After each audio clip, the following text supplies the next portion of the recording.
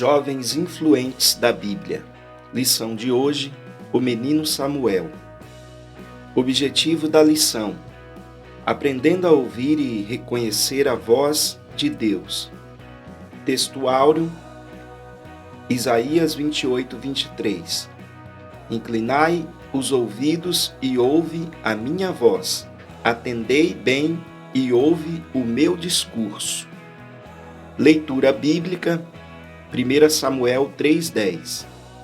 Então veio o Senhor e se pôs ali, e chamou como das outras vezes: Samuel, Samuel. E disse Samuel: Fala, porque o teu servo ouve. Introdução. Não devemos somente falar com Deus, isso é muito bom, mas precisamos aprender a ouvi-lo. Infelizmente, esse é um mal que temos nos dias de hoje. A maioria das pessoas não conseguem ouvir a voz de Deus.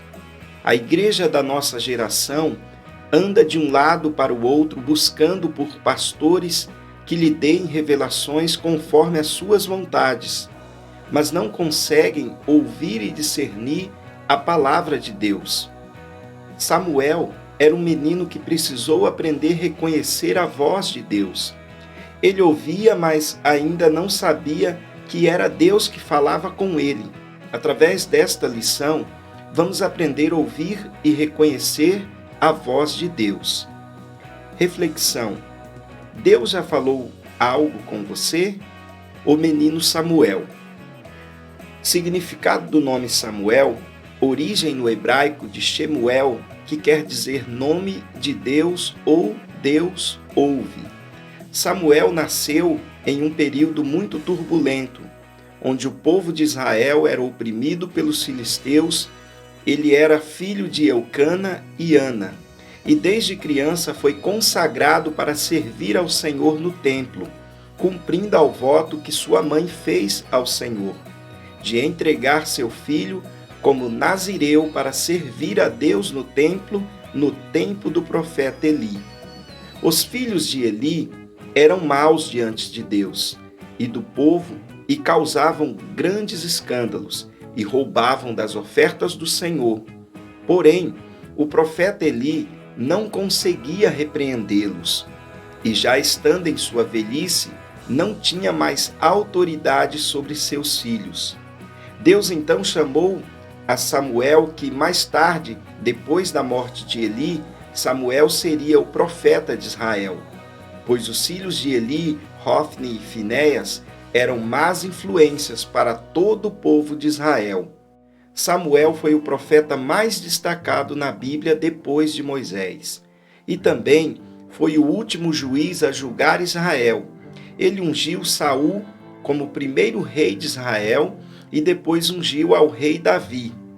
O exemplo de vida de Samuel mostra que mesmo os mais jovens não têm desculpa de não ouvir a voz de Deus. O chamado de Samuel.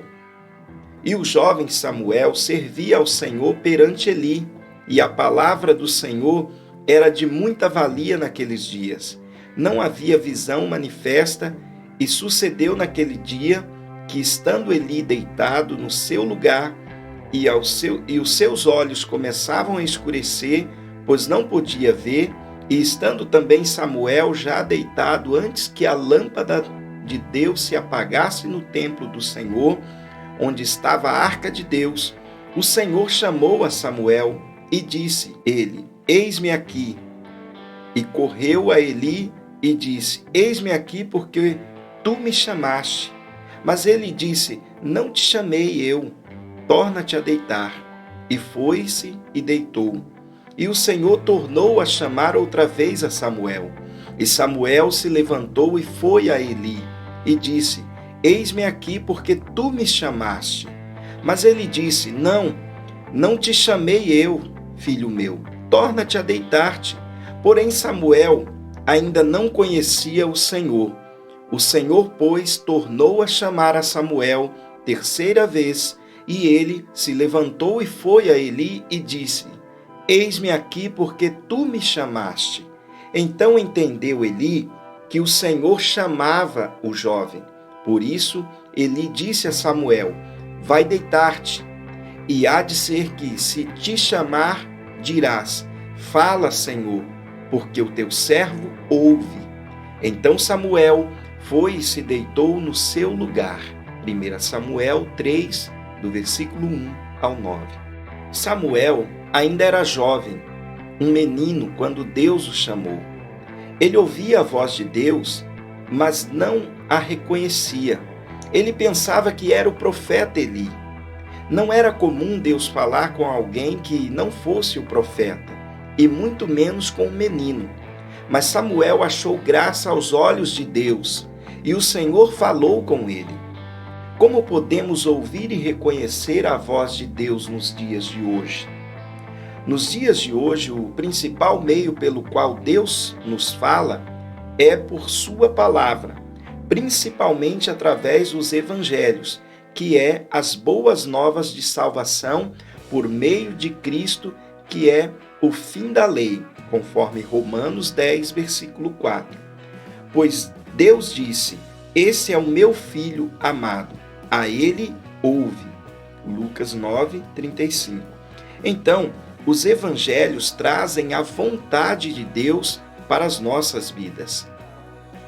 Nos nossos dias, é triste ver que a maioria das pessoas não reconhecem a voz de Deus, pois não examinam sua palavra e buscam revelações em pastores e igrejas e desprezam a palavra de Deus, que é a luz que ilumina o nosso caminho.